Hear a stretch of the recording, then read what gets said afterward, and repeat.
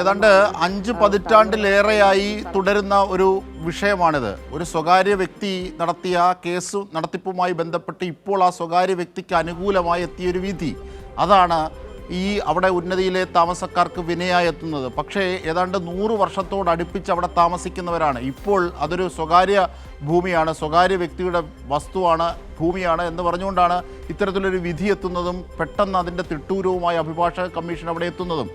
നേരത്തെ ഇത്തരത്തിൽ കേസുകൾ പലതും ഈ ഉന്നതിക്ക് അനുകൂലമായിട്ടാണ് വിധിച്ചിരുന്നത്. പക്ഷേ ഒടുവിലത്തെ വിധിയാണ് ഇത്തരത്തിൽ സ്വകാര്യ വ്യക്തി, ശങ്കരൻ നായരോ മറ്റോ വ്യക്തിക്ക് അനുകൂലമായി വിധിയെത്തുന്നത്.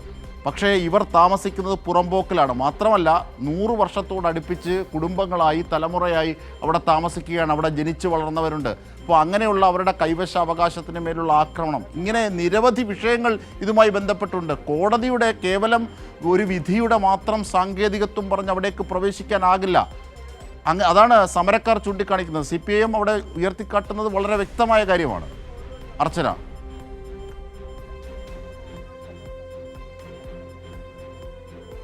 തീർച്ചയായും മനുഷ്യ, അതൊരു വലിയ നിയമ പോരാട്ടം തന്നെയാണ് ഇതുമായി ബന്ധപ്പെട്ട് നടന്നത്. അതായത് 5 പതിറ്റാണ്ടോളമായി ഈ പോരാട്ടത്തിന് പിന്നിലാണ്. 4 തലമുറകളാണ് ഇവിടെ ജീവിച്ചത്. അതിനിടെയാണ് ഇങ്ങനെ ഒരു സ്വകാര്യ വ്യക്തി, ശങ്കരൻ നായർ എന്ന് പറയുന്ന ആൾ, ഇത്തരത്തിൽ കോടതിയിൽ നിന്ന് അനുകൂലമായൊരു വിധി തനിക്ക് വാങ്ങുകയും പിന്നീട് ഇവരെ കുടിയിറപ്പിക്കാൻ ഉത്തരവിടുകയും ചെയ്യുന്നത്.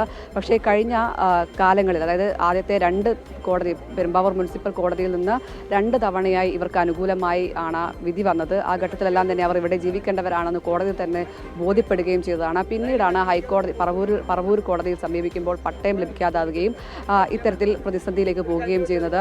ആ ഘട്ടത്തിലെല്ലാം ഇവർ പറയുന്നത്, ഇത്തരത്തിൽ തങ്ങൾക്ക് വേണ്ടി വാദിച്ച അഭിഭാഷകൻ അപ്പുറത്തു നിന്നും പണം വാങ്ങി, മറ്റേ ഈ സ്വകാര്യ വ്യക്തിയിൽ നിന്ന് പണം വാങ്ങി അവർക്ക് അനുകൂലമായി സംസാരിക്കുകയായിരുന്നു. തങ്ങൾക്ക് വേണ്ടി ഒരു ശബ്ദമുയർത്താനോ അല്ലെങ്കിൽ നീതി നടപ്പിലാക്കാനോ അഭിഭാഷകൻ ഭാഗത്തു നിന്നും ഒരു തരത്തിലുള്ള ഇടപെടലും ഉണ്ടായില്ല. അതുകൊണ്ടാണ് ഈ കേസ് തോൽക്കേണ്ടി വന്നത് എന്നാണ് അവർ ആദ്യം ഘട്ടം മുതൽ ഇതുമായി ബന്ധപ്പെട്ട് പറയുന്നത്. 2001 ആദ്യമായി ഹൈക്കോടതി ഇവിടെ ഒഴിപ്പിക്കണമെന്ന് പറഞ്ഞ് ഉത്തരവിടുന്നതിന് ശേഷം സുപ്രീം കോടതി അത് ശരിവെക്കുകയുമായിരുന്നു. പിന്നീടാണ് അഭിഭാഷക കമ്മീഷന് എത്രയും വേഗം ഇത് ഒഴിപ്പിക്കണമെന്ന് നിർദ്ദേശം നൽകുന്നത്. പക്ഷേ 14 തവണ വന്നപ്പോഴും ഈ ജനങ്ങളുടെ വികാരം കണക്കിലെടുത്ത് ഇവിടെ നിന്നും അവർ വലിയ സംഘർഷാവസ്ഥ സൃഷ്ടിക്കുകയും പ്രതിരോധം തീർക്കുകയും ഒക്കെ ചെയ്തതാണ്.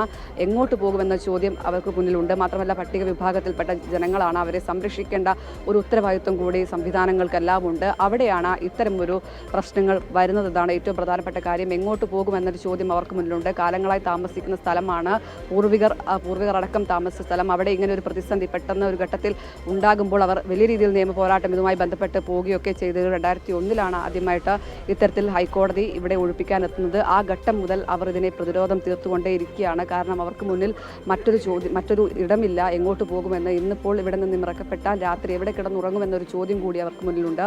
പ്രായമായവരും കുട്ടികളും ഒപ്പം അസുഖബാധിതരും എല്ലാം തന്നെ ഈ കൂട്ടത്തിലുണ്ട്. അതാണ് അവിടെ CPIMന്റെ നേതൃത്വത്തിൽ, അത് മുമ്പും CPIM തന്നെയാണ് അവർക്ക് വേണ്ടി സമരരംഗത്ത് ഉള്ളത്. അത് അവർ ഇപ്പോഴും പറയുന്നൊരു കാര്യമുണ്ട്. കാരണം ഇത്ര തലമുറകളായി ഇവിടെ താമസിക്കുന്നവരാണ്, മറ്റ് വരുമാന മാർഗമോ അല്ലെങ്കിൽ അത്തരത്തിൽ സമ്പന്നതയോ ഒന്നും ഉള്ളവരല്ല. ഇവിടെ നിന്നും ഇറക്കി വിടുക എന്നത് മാത്രം ആണ് ഈ വന്ന അഭിഭാഷക കമ്മീഷൻ്റെയും പോലീസ് ഉദ്യോഗസ്ഥരുടെയും ഒക്കെ മുമ്പിലത്തെ ദൗത്യം. ഇവരെങ്ങോട്ട് പോകണം, എവിടെ താമസിക്കണം, കുട്ടികളും വൃദ്ധരും രോഗികളും അടക്കമുള്ള ആ ജനത എവിടെ താമസിക്കണം എന്നതിനെ സംബന്ധിച്ചൊരു ആൾട്ടർനേറ്റ് പോലും ഇല്ലാതെ. കാരണം അത് സൂചിപ്പിക്കുന്നത് അവർ ഉള്ളതല്ല, വേറൊരു താമസ സ്ഥലം ഉണ്ടെങ്കിൽ ഇറങ്ങുമെന്നുള്ളതല്ല. പക്ഷേ അങ്ങനെ പോലും ഒരു കരുതൽ അവിടെ ഉണ്ടാകുന്നില്ല എന്നുള്ളതാണ്. ഈ ഭരണം മാറി 48 മണിക്കൂർ കഴിയുമ്പോൾ പോലീസിനും ഈ ഭരണ സംവിധാനങ്ങൾക്കും ഈ രീതിയിൽ മനുഷ്യത്വരഹിതമായി പെരുമാറാൻ എങ്ങനെ സാധിക്കുന്നു? അതാണ് സമരക്കാർ ചോദിക്കുന്നത്. നേരത്തെയും ഈ കേസുണ്ടായിരുന്നു, ആ അർത്ഥത്തിൽ പല നീക്കങ്ങളും ഉണ്ടായി. പക്ഷേ സമരവും പ്രതിഷേധവും കണ്ട് അതിനോടുള്ള അനുഭാവപൂർവമായൊരു സമീപനം ഭരണപ്രക്രിയകളിൽ നിന്നും ഉണ്ടായി. പക്ഷേ ഇപ്പോഴതുണ്ടാകാത്തത് എന്ത്? അതാണ് ചോദ്യം. ഒരു വശത്ത് കേരളിൻ്റെ മഞ്ഞക്കുറ്റിയിട്ട് സഞ്ചരിക്കാനുള്ള മനുഷ്യൻ്റെ അവകാശത്തിന് മേൽ രാഷ്ട്രീയം കണ്ട് അതൊരു പക്ഷേ മഞ്ഞക്കുറ്റികൾ പറിക്കുന്നു. ആ മഞ്ഞക്കുറ്റികൾ ബാധ്യതയായി ഇരുന്നവരെ ആ ഭൂമിയിൽ നിന്നും വിമുക്തരാക്കുന്നു, ആ നിയമക്കുരുക്കിൽ നിന്നും വിമുക്തരാക്കുന്നു എന്ന് സതീശൻ പ്രഖ്യാപിച്ച വാർത്താ സമ്മേളനം ഇപ്പോൾ നടന്നു. ഈ സമയത്താണ് ഈ പാവങ്ങളെ ഇവിടെ നിന്ന് കുടിയൊഴിപ്പിക്കുന്നത്. എന്താണ് ഒരേ സ്ഥലത്ത് 2 നീതി? ചോദിക്കണ്ടേ അർച്ചന?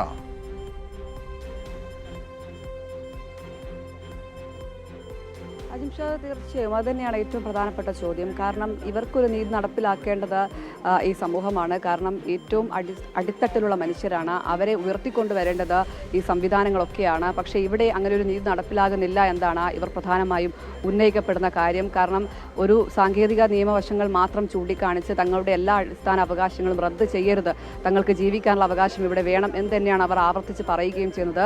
പ്രധാനമായും അവർ ഉന്നയിക്കുന്ന പ്രധാനപ്പെട്ട കാര്യങ്ങളുണ്ട്. ഒന്ന്, അവർക്ക് ഈ നിയമം വഴിയുമായി മുന്നോട്ട് പോകണമെങ്കിൽ കാലതാമസം വേണം.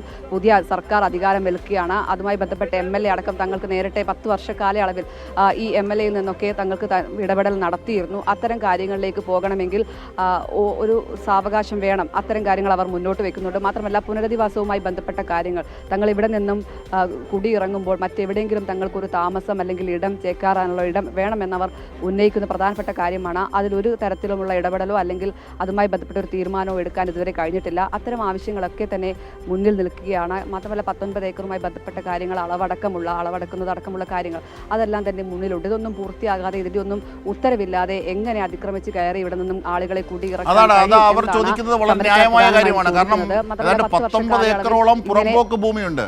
ഈ സ്വകാര്യ വ്യക്തിയുടെ ഭൂമി എത്ര, പുറമ്പോക്ക് എത്ര, അത് അളന്ന് തിട്ടപ്പെടുത്താൻ റവന്യൂ ഉദ്യോഗസ്ഥർ തയ്യാറായോ? തഹസിൽദാർ അടക്കമുള്ളവരുണ്ട്.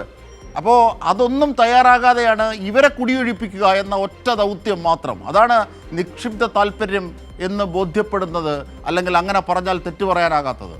അർച്ചന,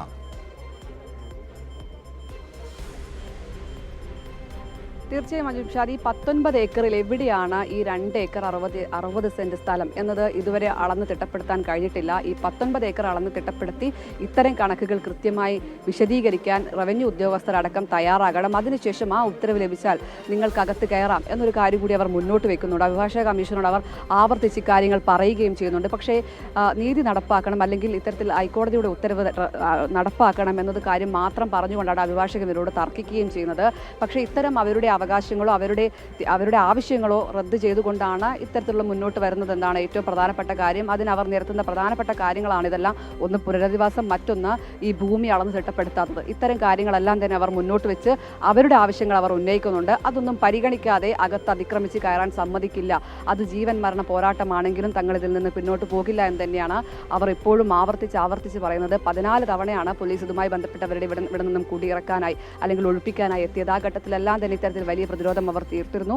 മാത്രമല്ല, അന്ന് 10 വർഷം ഭരിച്ച LDF സർക്കാർ എടുത്ത തീരുമാനം ഇത്തരത്തിൽ അവരുടെ ദേഹോപദ്രവവും അല്ലെങ്കിൽ അതിക്രമിച്ച് കയറലോ ബലം പ്രയോഗിച്ചോ ഇങ്ങനെയൊരു നിയമം നടപ്പിലാക്കരുത് അല്ലെങ്കിൽ ഉത്തരവ് നടപ്പിലാക്കരുത് എന്നത് കൃത്യമായ നിർദ്ദേശം അന്ന് പോലീസ് നൽകുകയും ചെയ്തതാണ്. അതുകൊണ്ട് തന്നെ അത്തരത്തിലുള്ള അതിക്രമത്തിലേക്കോ അല്ലെങ്കിൽ ബലപ്രയോഗത്തിലേക്കോ ആ ഘട്ടത്തിലൊന്നും കടന്നില്ല. സമരക്കാരോട് സംസാരിച്ചു, ഇവിടെ അവർ പിന്നോട്ട് പോകില്ല എന്ന് ഉറപ്പിച്ച് പറഞ്ഞതോടുകൂടി ഇതിൽ നിന്ന് പിന്നോട്ട് പോവുകയായിരുന്നു. അങ്ങനെ ഇപ്പോൾ 15ാമത്തെ തവണയാണ് വീണ്ടും ഇത്തരത്തിൽ പോലീസ് എത്തുന്നത്. ഇപ്പോൾ ബലം പ്രയോഗിച്ച് അകത്ത് കയറാൻ ശ്രമിച്ചതോടു കൂടിയാണ് മണ്ണെണ്ണ ഒഴിച്ച് അവർക്ക് പ്രതിരോധം തീർക്കേണ്ടി വന്നത്. ഇതോടുകൂടിയാണ് പോലീസ് അല്പമെങ്കിലും ഒന്ന് പിന്നോട്ട് പോയത്. അഭിഭാഷക കമ്മീഷൻ അതിക്രമിച്ച് ബലം പ്രയോഗിക്കാം എന്ന് നിർദ്ദേശം നൽകിക്കൊണ്ട് തന്നെയാണ് ഇവിടെ നിന്ന് പോയത്. അതിനുശേഷം അവർ പിന്നോട്ട് പോകില്ല, അല്ലെങ്കിൽ ഇത്തരത്തിൽ ജീവൻ മരണ പോരാട്ടമായി ഇത് കണ്ടുകൊണ്ട് തന്നെയാണ് അല്പം അഴവ് വരുത്തി പോലീസ് ഇപ്പോൾ പിന്മാറിയിരിക്കുന്നത്. എന്തായാലും ഒരു അന്തിമ തീരുമാനം ഇതിൽ അഭിഭാഷക കമ്മീഷനോ അല്ലെങ്കിൽ പോലീസോ സ്വീകരിച്ചിട്ടില്ല. പിന്നോട്ട് പോകുമെന്നോ ഒഴിപ്പിക്കൽ താൽക്കാലികമായി നിർത്തി. തീർച്ചയായും അർച്ചന, ജീവിക്കാനുള്ള അവകാശം, താമസിക്കാനുള്ള അവകാശം 100 വർഷമായി, ഏതാണ്ട് 4 തലമുറകളായി അവിടെ തുടരുന്ന ആ ഭൂനിവാസികൾ, ആ ഉന്നതിയിലെ നിവാസികൾ, അവരോടാണ് ഒരു നിമിഷം വന്നിട്ട് കോടതി വിധിയുണ്ട് ഇറങ്ങിപ്പോകൂ എന്ന് പറയുന്നത്. അവരെങ്ങോട്ടേക്ക് പോകണം? മണ്ണെണ്ണ ഒഴിക്കുന്നു ദേഹത്ത്, ജീവിതം ആണ് ഏറ്റവും വലുത് എന്ന മൂർത്തമായ സാഹചര്യം മുൻനിർത്തി അവർ പോലീസ് ഉദ്യോഗസ്ഥരോട്, അഭിഭാഷക കമ്മീഷനോടൊക്കെ പ്രതിഷേധം തീർക്കുകയാണ്. CPIM ആണ് അവരുടെ പ്രതിഷേധത്തെ ക്രോഡീകരിക്കുന്നത്, നയിക്കുന്നത്.